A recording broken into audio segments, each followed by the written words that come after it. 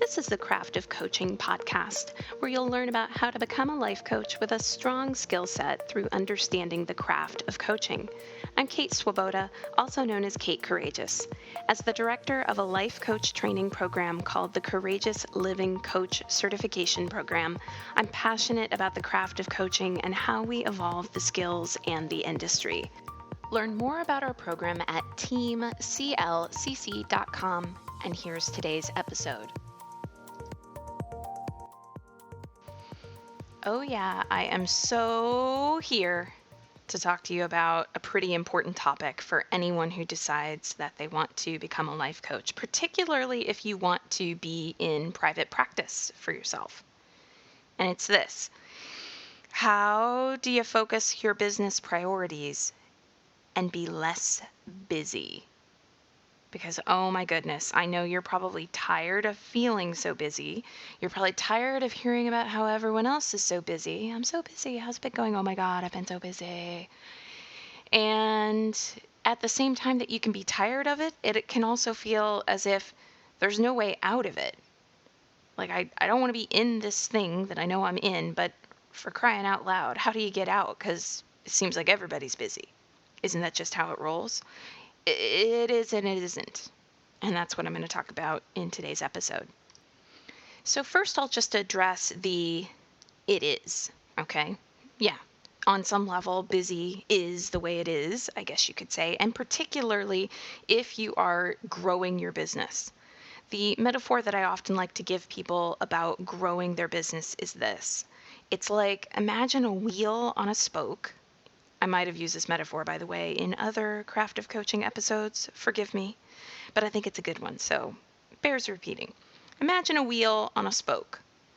Maybe even make it a little large wheel, okay?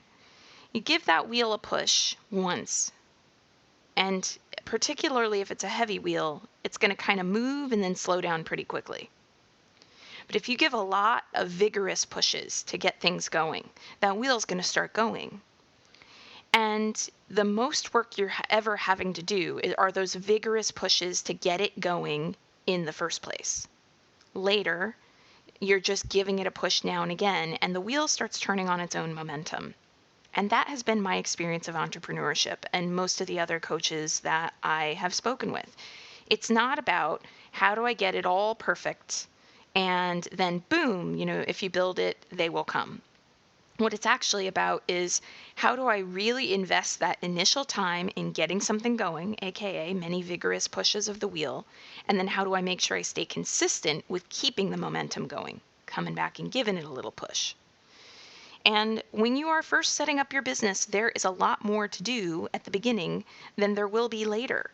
Because when you're first setting up your business, you're first getting established with a website. You're first getting established with social media. You're first getting established with a newsletter. You're first figuring out what you want to do, who you want to be, how you want this to go. And of course, that's more work at the beginning than at any other time. How could it not be? And that's okay, because here's the great thing. Once you get those things in place, you don't have to do it again. I mean, yeah, someday you might redesign your website, but I think I go 4 years on average between website redesigns. And usually the designs that we make when myself and team and everybody makes an update, it's largely swapping out new photos, just kind of giving it a little light refresh. We don't have to redo the whole thing from scratch totally and completely ever. So with all these things that are those initial things that have you really busy, especially if, by the way, you are in training to be a coach, just gotten out of training to be a coach, it is going to be a lot more at the beginning. And it's not going to be this way forever. So you got to keep that in mind. So, okay, there is going to be this period where it's like, yeah, it's busy and that's just how it goes. And the coaching industry, getting a coaching business going, it's a business just like any other business. And just like with any other business, you have to put some time in to grow your client base. There's no accountant in the world who goes to work for herself and isn't at first having to really try to find those accounting clients, right? Same thing for lawyers. Same thing for therapists, by the way. So we've got this business that you need to build, and it is going to be cray-cray at the beginning. And, frankly, I think anyone who tries to sell it to you as though it's going to be easy, caveat emptor, buyer beware, because there is something going on if someone's telling you that the whole process is going to be easy, or about their clients who made 6 figures in 6 months, or, after my tried and true formula, this person is now making $10,000 per whatever. Anybody who makes it seem really easy is probably not legit, or they've got like 1 or 2 people out of many, many, many who manage to hit the bullseye in that way. And it's really just a combination of luck and hustle more than it is all the hustle or all the person's program. Which leads me to my next way that you can focus on your business priorities and be less busy. Establish business priorities yourself. Instead of spending a ton of money on programs and schools and all sorts of, thousands and thousands of dollars I've seen coaches spend on trying to get up and going. And it's like, it just leads to overwhelm, especially as a new coach. You don't always know who it is that you want to be in the entrepreneurial space. And it's going to take some time, just as it would, like if you were working with a client, it takes some time for them to find what they authentically want. It's going to take you some time to figure out what you authentically want as a business owner. So one way to focus your business priorities and be less busy would be to not sign up for the 50 gazillion marketing program things, whatever, that are out there. I often advise our CLCC graduates, don't sign up for any marketing stuff for at least a year after CLCC. And we give all of our graduates both basic and advanced marketing, and it'll take you a year to get through all of those materials. So you're going to be set with materials from us that will get you through that first year before you need to put any time into anything else. And that definitely helps people to be less busy. Especially, don't want to get into that spinning your wheels kind of busy where you're running around completing worksheets for someone's marketing program and you're still sitting here going, but I don't know what I'm doing. What am I doing? How am I doing it? What's happening? All right, now I'm going to distill this down even a little bit more. So here's how you focus your business priorities and you be less busy, okay? And this is a little bit of confronting with kindness. That's how we talk about it in CLCC. We don't believe in tough love, because if it's got to be tough, it's probably not love. But confronting with kindness, which brings some empathy. And here we go. So first of all, I have total empathy for the fact that it can be really overwhelming to decide that you want to change careers and become a coach, and then you're setting up a business, and there are a lot of moving parts to it. And I've so been there. I have. We all have. And here's the confronting with kindness, which is, what are you doing surfing Facebook for forever? What are you doing binging on Netflix?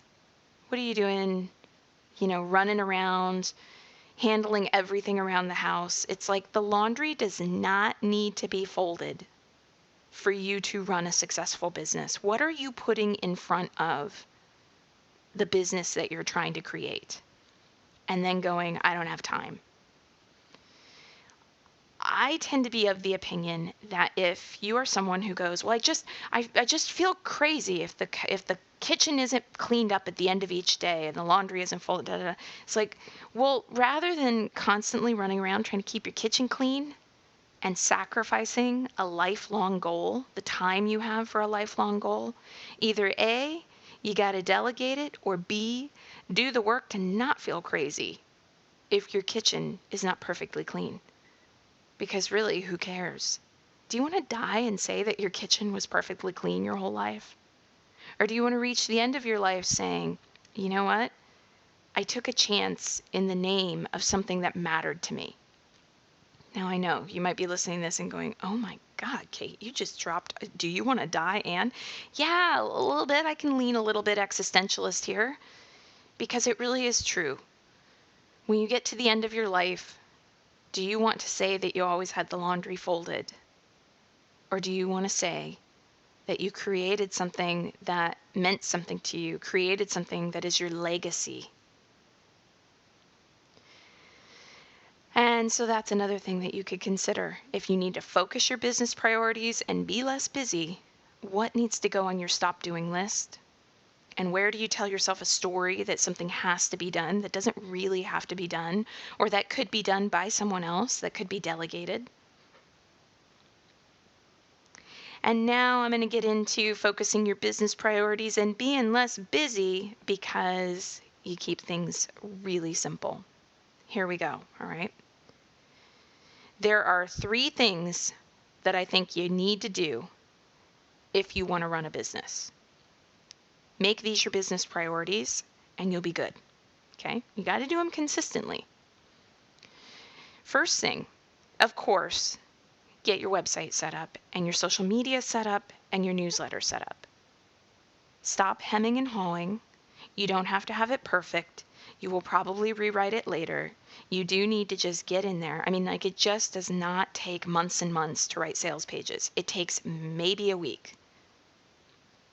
Seriously, maybe a week. And if your jaw just dropped hearing that and you're like, what?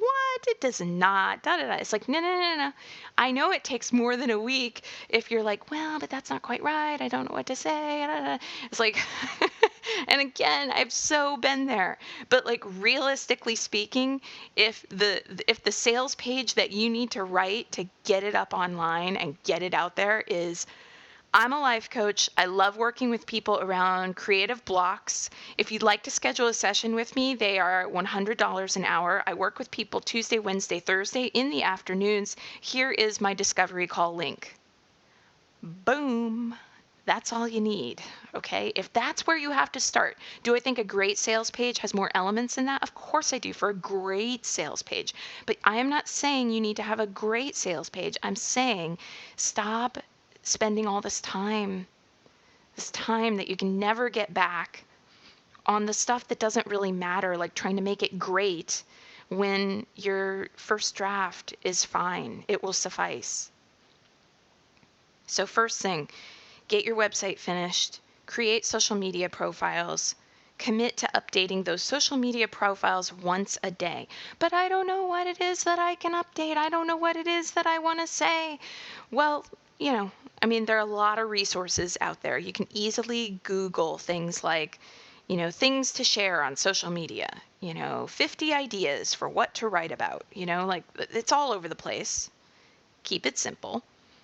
Another option that you could consider is if you're a CLCC trainee participant, we give you the marketing materials that I mentioned, and included in our program is a copy of my digital marketing program called the Coaching Blueprint, which gets like super nitty gritty and even has an entire module on what I call 4-hour marketing. It's like, how can you get your marketing down to only 4 hours? Like the bare bones, step by step, this is how you do it. But there's so many different resources that are out there. You can get the Coaching Blueprint if you're not a CLCC participant, and it's over at coachingblueprint.com. And then there's a gazillion free things out there that are designed to help you think about what it is you want to write about, what it is you want to say. So the hemming and hawing we have about what should I say on my website, what should I say on social media, what should I say on my newsletter? I mean, man, you could just start with, here's what I think the world needs. That's what I want to say. The world needs people who, my whole gig over at Your Courageous Life is the world needs more people who are willing to be courageous. And then the whole website is about all the different manifestations of that. So, first business priority, make it your priority. Website, social media, newsletter. Okay? Second business priority that I will suggest for you is any marketing work that you do, get super clear on the problem that you hope coaching will solve and the solution that you hope coaching will provide. So just think about people who have struggled with something that you've wanted to help them with. When they talk about that problem, how do they talk about it? And like, let's leave the marketing lingo. Like, I don't even like marketing lingo. And some research says that it doesn't even work. It's like, let's stop trying to talk about life as a glittery adventure and instead speak to the reality that if you're a mom, you probably feel as though you don't have enough time. You're worried about the world that your kids are growing up in. And you would really love it if you could just feel some semblance of how you felt pre-kid, like just kind of unencumbered and not worried, and like you had more time to give to yourself. Let's not keep doing this thing where we're always trying to glitterize and make things a hustle and hashtag. Like, why don't we just speak to, here are the problems people face, and here are the solutions that coaching can provide. And we talk about that in the coaching blueprint and in the marketing training that is included in CLCC. But if you would like another resource, here's my fave: Value Proposition Design by the Strategizer Group.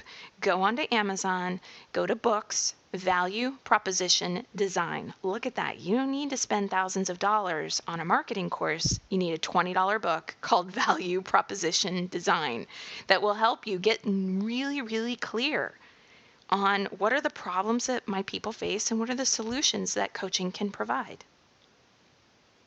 So that was the second one. Here's the third, okay? Once you've done all that wonderful work, this is your third business priority. First one, newsletter, website, social. Second one, for a priority, what's the problem your people face and the solution you want to provide. Third priority that I'm suggesting for you is get off your website. So getting off your website looks like pitching yourself out to speak or to be a breakout facilitator at a conference. Getting off your website looks like joining up with a mastermind. I'm talking just a free, informal one of peer coaches who are about at your same level in terms of business development. Get off your website, guest post. Get off your website, contribute a photo.